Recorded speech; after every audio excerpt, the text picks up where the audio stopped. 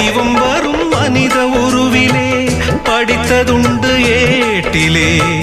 தெய்வம் என்று தெரிந்த போதிலே பூட்டலாமோ வீட்டிலே. பூஜை செய்யும் தேவி உன்மேல் ஆசை வைத்தால் பாவம். நானும் உன்னை தாரம் என்று ஏற்றுக்கொண்டால் துரோகம். ஜீவனுள்ள வானிலாவை